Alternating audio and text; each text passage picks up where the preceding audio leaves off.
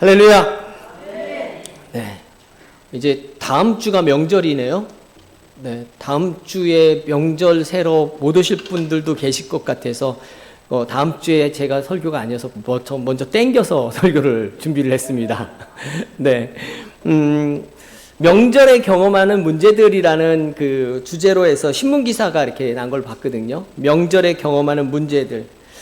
명절에 스트레스를 가장 많이 받는다고 하더라고요. 남자보다는 여자가 더 스트레스를 받고, 그리고 윗사람보다는 아랫사람이 더 스트레스를 받는다라고 이야기를 했습니다. 그래서 제가 그거 보고, 이건 무슨 소리 하는 거야. 요즘은 윗사람들이 아랫사람 눈치 보느냐고 더 스트레스 받을 텐데, 뭐 이런 이야기를 했습니다. 그러나 여러분들, 윗분들은 우리가 많이 받는다, 아랫사람들은 우리가 더 많이 받는다.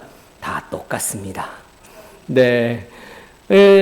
명절에 생기는 문제들 중에 하나는 경제적 부담 문제도 있습니다. 선물도 사야 되고 용돈도 들어야 되고 고민들을 많이 하는 것이 명절이 아닌가 싶습니다. 그리고 명절에 생기는 문제들 중에 가장 큰 문제는 가족 간의 갈등입니다. 세대 간의 갈등, 성차별적 전통, 이런 것들, 또 부모의 잔소리, 이런 것 때문에 생기는 갈등들이 어마어마하게 많습니다. 어떤 가족은 명절 모임에서 상처받고 의절하는 가족들도 있다고 합니다. 이게 나이 드신 분들만 받느냐? 천만에요. 젊은 세대가 또 명절에 받는 스트레스는 어마무시합니다. 젊은 세대들이, 여러분들의 자녀들 세대들이 또 젊은 세대들이 명절날 받는 스트레스는 제일 많이 받는 게 그거랍니다. 야, 너는 연봉 얼마냐? 수입이 얼마야? 이런 거. 결혼 안 한 우리 젊은 사람들 요즘 결혼 늦게 하잖아요.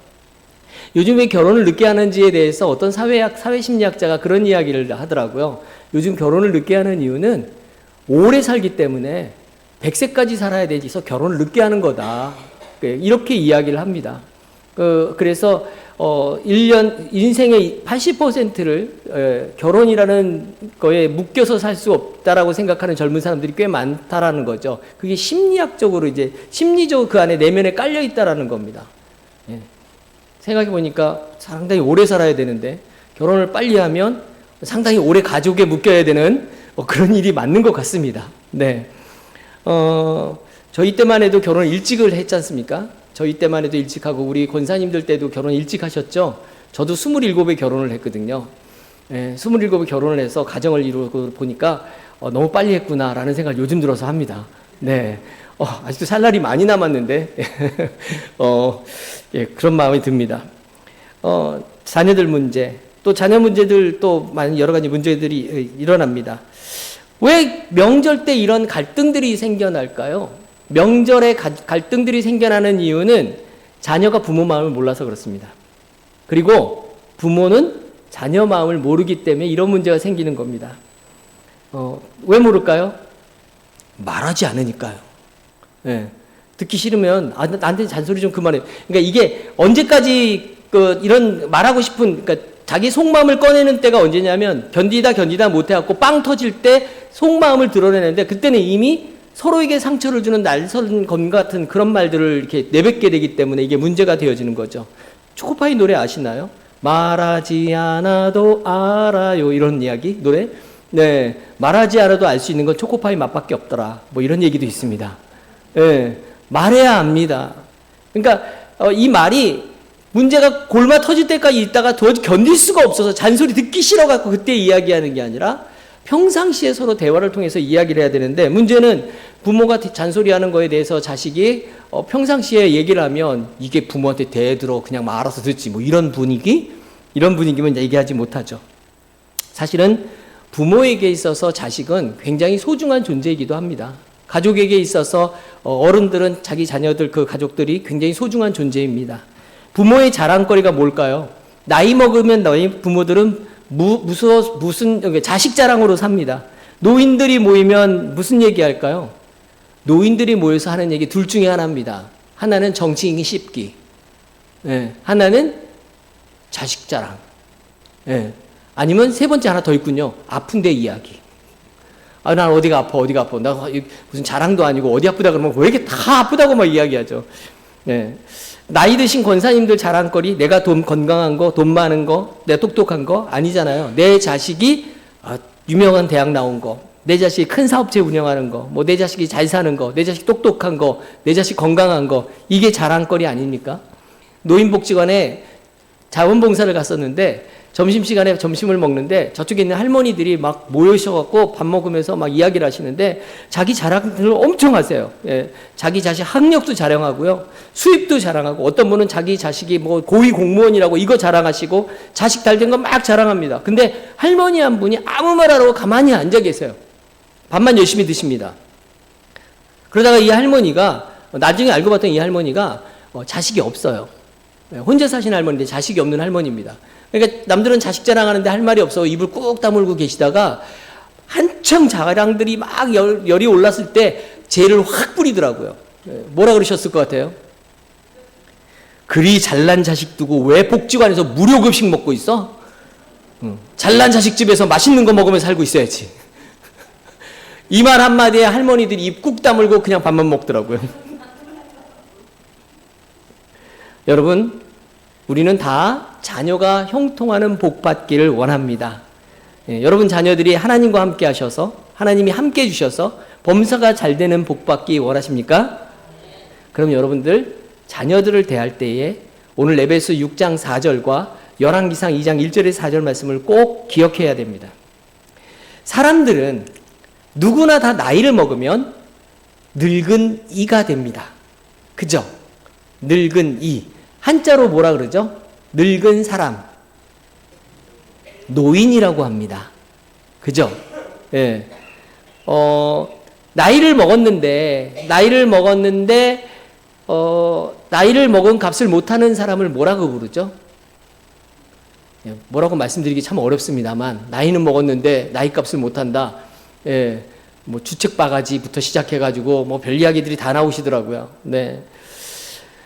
집안에 나이를 먹은 노인이 있는데 그분이 인격적으로 또는 쉽게 말하면 이제 지금 말씀대로 성숙하지 못한 분들은 그 집에서 노인이 아니라 그 집에 짐이 되어지는 경우가 많습니다. 교회에는요 두 종류의 나이 드신 늙은 분들이 계십니다. 늙은 이라고 표현하죠. 노인이 계십니다. 나이 많은 노인하고 나이 많은 어른이 있습니다. 교회는 두 종류가 있어요. 집에도 마찬가지입니다. 나이 먹은 노인과 나이 먹은 어른이 있습니다. 나이가 아무리 많다고 해서도 어른이 되지는 않는다는 이야기입니다. 나이만 먹는다고 어른이 되지는 않습니다. 나이가 많다고 난 아무것도 못해 이렇게 생각하시는 분들은 그냥 노인입니다. 그리고 나이가 많으니까 내가 중심 잡아주고 기둥이 될 수 있고 내가 이 교회에서 내가 우리 가정에서 내가 굉장히 중요한 사람의 역할을 할 수 있어라고 생각하시면 어른입니다. 이게 어른과 노인의 차이입니다. 여러분 어른이십니까? 아니면 노인이십니까? 네, 어른 되시길 축원합니다. 네.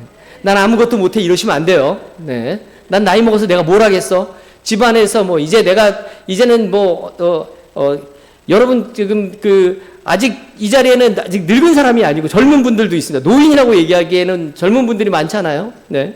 근데 여러분 아직 난 늙은이가 아닌데 하시는 분들이 있는데 여러분 꼭 기억하십시오. 우리는 어차피 늙어갑니다. 네. 다 늙습니다. 이건 누구도 거부할 수 없습니다. 저기 새파랗게 젊은 강민이도 언젠간 노인이 됩니다. 그럼 강민이는 꼭 기억해야 됩니다. 뭘 기억해야 되냐면 나는 어떤 어른이 될 것인가에 대해서 꼭 기억해야 됩니다. 여러분 어떻게 늙어가시겠습니까? 노인으로 아니면 어른으로? 집에 노인이 있는 것하고요 어른이 있는 것하고 정말 다릅니다. 집에 어른밖에 없어요. 얼마나 좋아요. 집에 노인밖에 없어요. 힘들어요. 그죠? 여러분들이 여러분의 가정의 노인이신지 여러분의 어른이신지는 명절이 되면 딱 드러납니다. 심지어는요 나이도 젊은데 30대인데 그 집안에 노인 역할을 하는 사람들도 있습니다. 네. 어른 역할이 아니라 노인 역할 하시는 분들이 있습니다. 네.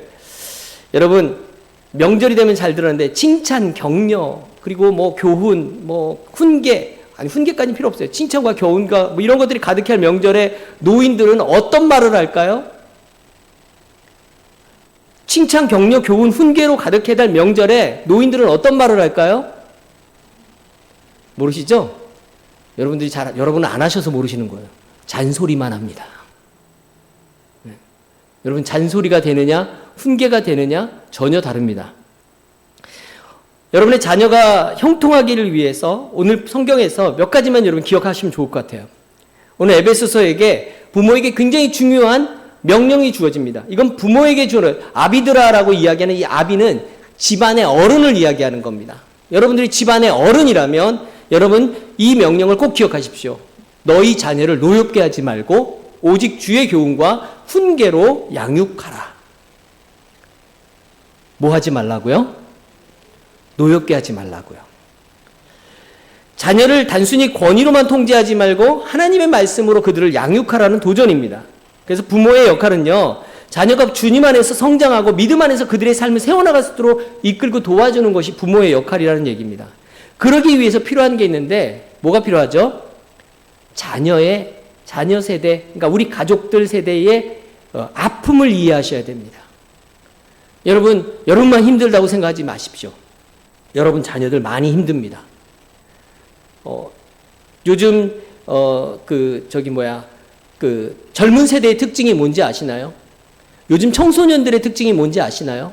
청소년 문화 중에서 언어 문화에 관련돼 갖고 조사한 것들이 있는데 EBS하고 교총에서 어떤 연구를 했냐면 청소년 애들한테 몇 명을 갖다 선정해 갖고 녹음기를 주고 하루 종일 얘가 다니면서 하는 말을 녹음을 했어요.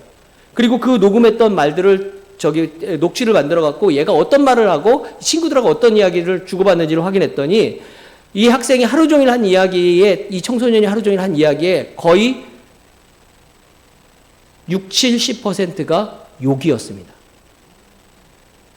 여러분, 제가 학교에 학원 선교를 위해서 학교의 특강이나 학교에 가갖고 이렇게 가면 저는 일부러 학교 교실 사이를 이렇게 지나갑니다. 특히 쉬는 시간에 한번 지나가 봅니다. 예, 지나가면, 발 찾는 거는 기본이고요. 발이 뭐죠? 예, 발. 예, 앞에다 C자 붙입니다. 예, 발 찾는 거. 마치 앞에 붙이는 접두어예요. 예, 말 시작할 때 모든 말에 앞에 다 붙입니다. 모든 말에 앞에 다 씨발, 뭐 이런 게 붙어요. 예, 굉장히 저도 말하기 부끄러운 그런 말을. 그리고 애들끼리 욕하면서, 남자애들인데, 있잖아요. 더블년 이런 거. 따블년 이런 거 부른다. 네. 남자끼리 이렇게 불러요. 응년아, 뭐 이러면서 이렇게 부릅니다. 그러니까 막 욕을 해요. 엄청 욕합니다. 네. KBS, 교육부에서 조사한 바에 의하면 아이들이 초등학교 들어가면서부터 욕을 배우기 시작해갖고 중고등학교 때까지 욕을 그렇게 많이 한다고 합니다. 그런데 놀라운 건 욕을 하는 이유는 설문조사를 해보면 애들이 욕하는 이유가 없어요. 예. 청소년애들이 욕하는 이유 없어요. 그냥 욕해요. 예. 그냥 욕해. 왜 욕하는지 아세요? 그냥 친해서 하는 거예요, 욕을. 욕을 친하니까 욕하는 겁니다. 그래서 제가 청소년들하고 좀 친해지려고 저도 욕을 한번 해봤어요, 애들한테. 야, 이 새끼야, 이리 와봐. 그랬더니 왜 욕하세요? 친하게 지내려고. 어른이 왜 저희한테 욕하세요? 굉장히 당황스럽습니다. 예. 친하지 않으면 욕이고요. 친하면 욕이 아닌 게 청소년 문화입니다. 예. 근데 더 놀라운 사실은요, 얘네가 대학생이 되고 성인이 되면 욕을 안 하기 시작합니다.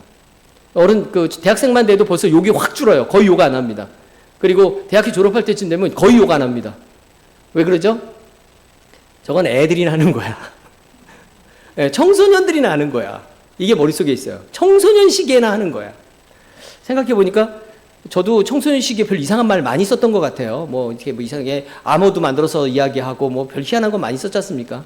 예, 청소년 때는 껌도 좀 씹고 침도 좀 뱉었던 것 같아요. 예. 마치 그때는 이게 멋있어 보였던데 이제는 별로 하고 싶은 사람 없지 않습니까? 네. 왜 이들이 욕을 할까요? 심리학자들은 이렇게 얘기합니다. 청소년들은 욕을 통해서 스트레스를 풀고 있다. 이렇게 얘기합니다. 공부에 억눌리고, 그리고 부모의 간섭에 억눌리고, 여러 가지로 꽉꽉 눌려있는 이것들을 욕을 통해서 분출하고 있다라는 겁니다. 네. 여러분 주변에서 청소년들이 욕한다고 욕하지 마세요. 네. 걔들은 욕하는 게 아닙니다. 자기네끼리 대화하는 겁니다. 자기네 삶을 누리고 있는 겁니다. 크면 안 할 겁니다. 여러분 요즘 청소년들만 이렇게 가슴속에 눌린 게 많을까요? 여러분 대학생들만 눌린 게 많을까요? 우리 다 눌린 거 많지 않습니까? 마음속에 분노 뭐 이런 거 잔뜩 들어있지 않습니까? 오늘 이 사회에 살고 있는 모든 사람들의 마음속에 분노가 가득한 앵그리 사회라고 그렇게 부릅니다. 예. 모든 게 마음에 안 들어요. 사람들이 모이면 다 정치인 욕합니다. 왜 정치인 욕합니까? 예. 그 정치인이 내 쪽 정치인이 아니라 남의 쪽 정치인인데 그건 이쪽이든 저쪽이든 상관없어요. 다 모이면 정치인 욕만 합니다. 명절 때 되면 제일 많이 싸우는 이유 중에 하나가 뭔지 아시나요? 정치 싸움입니다. 예. 아니 막 부모는 막 이거 말이야 누가 말이야 그러면 안 되지 뭐 그러면 아니 그 사람이 얼마나 잘하고 있는데 뭐 그 사람은 뭐 거기는 어떻게 하지 뭐 이렇게 싸우고 나오고 그래갖고 그것 때문에 상처받는 사람도 많습니다. 왜 모여서 정치인 욕할까요? 삶의 어려움에 대한 불만이 있기 때문에 그런 겁니다.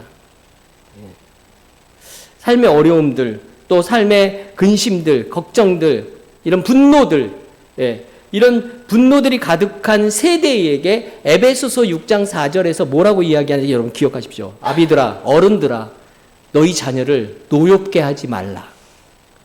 너희 자녀를 노엽게 하지 말라. 이건 명절뿐만 아니라 여러분들 어른 된 여러분들께 하나님이 하시는 이야기입니다. 너희 밑에 사람들을 노엽게 하지 말라. 에베소 6장 4절하고 똑같은 평행구절이 하나 있는데 골로새서 3장 21절이 있습니다. 거기에 보면 아비들아 너희 자녀를 노엽게 하지 말지니 그리고 뭐라고 나오냐면요. 낙심할까 함이라. 제가 자녀들에게 노엽게 하지 말고 그 다음에 복된 자녀를 만들기 위해서는 뭐 해야 된다 그랬어요? 자녀 세대, 여러분 가족들, 여러분 밑에 사람들의 마음을 이해해 줘야 된다 그랬잖아요. 네. 골로새 3장 21절에 보니까 노엽게 하지 말는데 그 이유가 뭐냐면 낙심할까 함이라. 여러분 팩폭이라고 들어보셨나요? 팩폭? 팩트로 폭행을 하는 걸 팩폭이라고 부릅니다. 팩트 폭력. 사실을 가지고 나한테 폭력을 하는 거예요. 예를 들면 이런 거예요. 그러니까 공부 열심히 하지. 그러길래 직장에서 좋은 직장 갖기 위해서 대학 좀 좋은 데 가서 열심히 공부했으면 됐지. 팩트잖아요. 사실이잖아요. 사실 갖고 나를 폭행하는 거예요. 예. 여러분 자녀를 노엽게 만드는 것 중에 하나는 이런 팩트를 가지고 사실을 가지고 없는 게 아니야. 사실을 가지고 우리에게 이야기할 때 그것이 폭력이 되어지고 그리고 낙심하게 됩니다. 부모가 자녀를 노엽게 만들면요. 어른이 그 밑에 세대를 노엽게 만들면 내 자녀들을, 내 가족들을 낙심하게 만드는 겁니다. 말로는 내 자녀가, 내 가족이 잘 되기를 바라서 하는 말이라고 하면서 그 말로 자녀를 화나게 만들고요. 그리고 내 자녀를 낙심의 웅덩이에 밀어넣고 있는 겁니다. 여러분, 낙심이 얼마나 무서운 병인지 여러분 아십니까? 자살하는 사람들 왜 자살하는지 모르시죠? 자살하는 사람들의 100% 왜 자살하는지 아십니까? 낙심해서 자살합니다. 낙심은 사람을 죽이는 병이라고 그렇게 이야기합니다. 내가 자녀를 화나게 만들고 내가 내 가족을 화나게 만드는 건 내 가족을, 내 자녀를 죽으라고 절벽에서 미는 거하고 똑같다라는 이야기입니다. 자녀를 낙심하게 하지 마시고 자녀 세대를 이해하고 격려해 주어야 됩니다. 잘하고 있어. 잘 될 거야. 지금도 훌륭해. 이게 성경이 우리에게 요청하는 이야기입니다. 오늘 성경에 보면 교훈과 훈계로 양육하라고 하나님이 말씀하시는데 성경에서 말하는 교훈과 훈계가 뭐겠습니까? 그 교훈과 훈계를 찾아보다가 제가 열왕기상 2장 1절에서 4절까지의 말씀을 제가 본 겁니다. 그 열왕기상 2장 1절에서 4절 말씀은요. 다윗의 유언입니다. 다윗이 죽을 날이 가까우니까 솔로몬에게 명령을 하는데 뭐라 그러냐면 내가 이 세상 모든 사람들이 가는 길로 이제 갈 때가 됐다. 그러니까 너는 힘써 대장부가 되고 내 하나님 여호와의 명령을 지켜서 그 길로 행해갖고 법률과 계명과 율례와 증거를 모세의 율법에 기록된 대로 지켜라. 그러면 내가 무엇을 하든지 다 형통하라. 형통할 거다. 여러분 다윗이 솔로몬에게 하나님께 순종하고 그 길을 따르라는 말은요. 만약 그가 하나님의 말씀을 지키지 않으면 문제가 발생할 수 있다고 경고하고 있는 얘기입니다. 다윗은 솔로몬이 명령을 어길 경우 그 왕국이 왕국의 안녕과 안정과 번영이 위협해질 수 있다는 것을 말하고 있는 겁니다. 이 말씀을 그래서 훈계라고 이야기하는 겁니다. 여러분, 다윗이 아버지잖아요. 솔로몬이 어떤 사람인지 알겠죠? 솔로몬 어떤 사람이에요? 똑똑한 놈입니다. 놈자 붙이면 안 되겠다. 똑똑한 분이십니다. 네. 얼마나 똑똑해요? 하나님 앞에 1000번의 제사를 지낼 만큼 똑똑하고 총명한 사람입니다. 1000번의 제사를 지내고 하나님이 내가 너한테 무엇을 줄까라고 물어볼 때 솔로몬은 무엇을 구하죠? 지혜를 구합니다. 그런데 일반적인 지혜가 아니에요. 하나님의 백성을 잘 다스릴 수 있는 지혜를 주십시오라고 얘기합니다. 통치자의 지혜를 구합니다. 얼마나 똑똑한 거예요. 얼마나 또 왕의 자질을 가진 사람입니다. 그래서 다윗은 처음부터 솔로몬의 자질을 알아보고 솔로몬에게 왕위를 물려준 겁니다. 그런데 여러분, 다윗은 걱정이 됩니다. 왜요? 얘 너무 똑똑해. 여러분, 똑똑한 사람의 문제가 뭐죠? 지 머리를 믿어요. 잔머리 굴려요. 세상 방법을 찾아요. 하나님의 도움을 바라지 않아요. 자기가 똑똑하니까. 그래서 솔로몬에게 다윗은 하나님의 명령을 지키고 하나님의 규례를 따라야 된다라고 훈계하고 있는 겁니다. 얘가 나중에 하나님 명령을 어기면 어떡하나 이런 마음으로, 걱정하는 마음으로 이야기를 하고 있는 겁니다. 근데 결국 어떻게 되죠? 솔로몬은 다윗의 훈계를 잊어버리고 망하죠? 망하는 길로 갑니다. 다윗은 이렇게 말합니다. 여호와께서 내 일에 대하여 말씀하시기를 만일 내 자손들이 그들의 길을 삼가 마음을 다하고 성품을 다하여 진실이 내 앞에 행하면 이스라엘 왕에 오를 사람이 내게서 끊어지지 아니려 하신 말씀을 확실히 이루게 하려 하시리라. 이 말씀은요, 다윗이 자신의 삶을 통해서 하나님의 율법을 지키고 내가 그 명령을 따랐더니 내 삶을 내가 이렇게 살아왔어. 하나님의 율법을 지키고 명령을 따르면서 살아왔어. 그랬더니 왕국이 번영했고 안전해졌고 이걸 가리키고 있는 거예요. 이걸 교훈이라고 얘기합니다. 내가 이렇게 살았더니 이렇게 되더라. 너도 이렇게 살면 좋겠어. 너도 이렇게 살아야 돼. 라고 이야기하고 있는 겁니다. 이게 지금 다윗의 교훈입니다. 교훈은요, 올바른 방향으로 가르치고 인도하는 역할을 하는데, 그러려면 중요한 게 있는데, 그게 뭐냐면, 내가 올바른 길로 가셔야 돼요. 어른이 자기 가족을 갖다가 교훈을 줄 때는요, 말로 하는 게 아니에요. 뭘 해야 돼요? 보여주셔야 돼요. 교훈을 보여주는 겁니다. 다윗의 유언을 보십시오. 여호와께서 내 일에 대해 말씀하시기를. 자신 있게 얘기해요. 하나님께서 내가 어떻게 신앙생활했는지, 내가 하나님을 어떻게 믿었는지 하나님이 나에게 이렇게 말씀하셨어 라고 얘기하고 있는 겁니다. 하나님이 인정해 주시잖아 라고 얘기하고 있는 겁니다. 실제로 다윗은 딱 한 번 실수했죠. 남의 아내 데려다가 솔로몬의 엄마입니다. 솔로몬의 엄마입니다. 그러다가 밧세바하고 그 난리치고, 그렇지만 다윗은 자기 옷을 찢으면서 나단 선지자 앞에서 하나님 앞에서 회개하고, 그리고 하나님 앞에서 용서받죠. 여러분, 교훈은요, 내가 못하는 것 하라는 게 아닙니다. 자녀에게 교훈 주시려면 내가 먼저 하면서 보여줘야 됩니다. 어떤 교육학자가 쓴 책에 보니까 교훈이 되려면 최소 300번 이상 같은 모습을 보여줘야 교훈이 된다 그러더라고요. 제가 이거를 보면서 이 이야기를 보면서 제가 그런 생각이 들었어요. 저희 집에 지금 문제가 좀 생겼는데요. 저희 형이 어머니를 모시고 사는데 형이 요즘 교회를 잘 안 나가요. 그래갖고 이사를 하면서 동생네 교회를 가라고, 동생네 집 근처로 이사했으니까 동생네 교회를 가라고 했는데 자기는 어머니를 보고 있으면 정말 하나님이 계신지 모르겠다라고 얘기를 하더라고요. 그래서 자기 교회 가고 싶지 않대요. 무슨 이야기인가 했더니 저희 어머니가 척추질환을 앓고 계셔갖고 거의 집에만 계시거든요. 밖에 나가지 않으세요. 못 나가세요. 걷지도 못하세요. 그래서 병원 갈 때 되면 제가 가서 업고 모시고 가서 휠체어 태우고 가갖고 병원을 가야 되는 그런 상황이에요. 그런데 날마다 집에만 있으니까 뭐 하시겠어요? 저희 어머니는 그 기독교 TV만 보십니다. 그래갖고 맨날 설교만 들으세요. 근데 어느 날부턴가 저희 어머니가 설교를 듣는 게 아니라 인물 평가를 하기 시작하십니다. 목사님들 평가를 하시는데 아들하고 그것도 밥 먹으면서 꼭 그런 얘기를 하신대요. 어느 목사는 눈이 범죄형이다. 어느 목사는 얼굴이 사기꾼처럼 생겼네. 어느 목사는 참 저렇게 생겼고 말을도 저렇게 못하네부터 시작해갖고 아니 설교 내용을 이야기하는 게 아니라 목사의 외모를 가지고 계속 이야기를 한대요. 그러면서 그것도 좋게 피드백은 딱 한 명밖에 없답니다. 사랑의 교회에 오정현 목사라고 굉장히 잘생겼거든요. 그 양반 하나만 이야기하고요. 심지어는 이찬수 목사님 보면서 아유 촌스럽게 생겼다고 뭐 이렇게 얘기하고 그냥 계속 그런 이야기하면서 그렇게 목사님들을 씹어댄대요. 이게 이제 설교를 씹으면 그나마도 이해를 하겠는데 목사님들 외모를 씹어대니까 우리가 점점 시험이 들었답니다. 그래서 이사하면서 제가 케이블 TV를 끊어버렸습니다. 거의 이 동네는 케이블 TV 안 들어온대. 그리고 제가 연결하지 말라 그랬어요. 그리고 형한테 어머니가 심심해하시면 성경을 좀 읽어드려. 잘 안 보이시니까 읽어드려. 꼭 먹고 알 먹고. 형도 성경 읽고 엄마는 성경 듣고.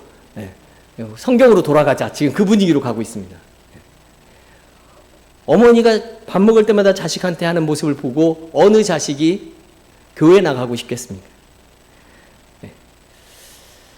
오늘날 가정에서 자녀들은 부모의 권위를 부정하거나 반항하고 자기 길을 선택하는 경향들이 되게 많습니다. 그런데요, 이건 옛날부터 그래왔습니다. 아주 옛날부터. 여러분 그런 얘기 들었잖아요. 부모의 간섭이 싫어서 집에서 소 한 마리 끌고 탈출한 이야기 뭐 이런 거. 집에 있는 닭 한 마리 들고 나와서 장터에서 팔아갖고 교통비에 갖고 서울로 상경한 이야기, 옛날 여러분들 이야기입니다. 여러분 인류 역사상 이건 언제나 있었던 사건입니다. 부모가 자녀한테 지나친 애정과 사랑을 쏟아놓고 또 어떤 자식들한테 편견을 가지고 대하고 또 자식들은 부모의 그 사랑에 대해서 기분 나빠하고 이건 언제나 있었습니다. 심지어는 한 자식은 너무 사랑하고 나머지 자식들은 얼마나 홀대했으면 나머지 자식들이 한 자식을 죽이려고 했던 사건도 성경에 나오지 않습니까? 요셉의 이야기, 야곱의 이야기입니다. 옛날부터 있었던 사건입니다. 우리가 흔히 꼰대라고 하는 말이 있는데요. 자신의 경험이나 권위를 바탕으로 다른 사람의 고압적이거나 일방적인 태도를 충고하거나 지시하는 사람들을 가리킵니다. 그런데 이 꼰대가 우리 집안에 많아요. 내 생각에 내가 나이 먹으면서 이만큼 살아왔는데 이 말 하시는 분들, 이게 꼰대입니다. 여러분 꼰대가 되시면 하나님이 기뻐하시지 않습니다. 자녀를 사랑한다고 부모들은 얘기하지만 자녀들은 그 사랑을 억압이나 통제로 느낄 수 있습니다. 자녀들이 자율성을 원하지만 부모의 사랑과 그리고 그 애정은 변하지 않습니다. 이런 갈등 속에서 서로 간에 이게 느끼는 게 다르다 보니까 가정이 무너지기도 하고 그리고 때로는 상처를 받기도 하는 겁니다. 하나님께서 우리에게 이런 무너진 관계 속에서 무너진 마음에 명확한 해결책을 주시는데 그것이 바로 순종과 사랑과 양육입니다. 교훈과 훈계로 양육하는 겁니다. 그런데 이 교훈과 훈계로 양육하기 위해서 뭐가 필요한지 아십니까? 여러분, 제가 오늘은 에베소서를 4절만 읽었는데 에베소서 6장 1절을 보시면 뭐라고 시작되시는지 아시나요? 내가 하나님의 모든